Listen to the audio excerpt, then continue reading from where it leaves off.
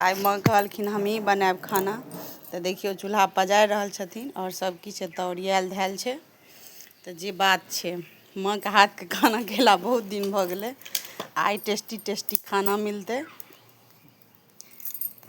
बूढ़ पुरानके हाथमे जादू होइ छै से आइ जादू अपन हाथक माँ देखेथिन और खाना बनेथिन और हमसब खेबै।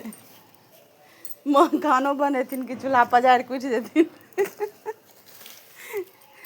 लेकिन हमरा लागि रहल यऽ जेना चूल्हा पजारि के उठि जेथिन। आ खाना हमरे बनबऽ पड़त। लेकिन आइ पजारि देलहुँ हन जब तक पजरि जायत अहाँके देरी से पजरत।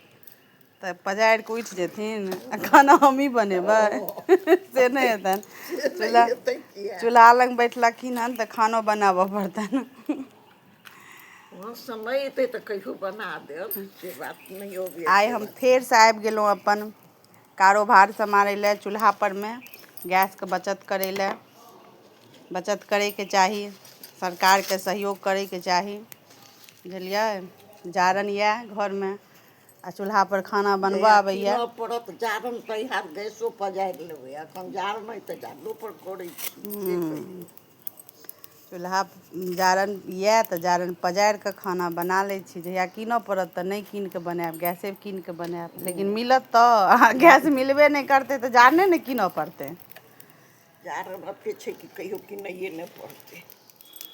ओते गाछ वृक्ष कथी लए लगेने छियै बेर कुबेर लए ने। से बात तऽ सही छै। तऽ चलू की सब बनाबै छी जारनि परमे खाना कमेंट बॉक्समे जरूर कमेंट करब।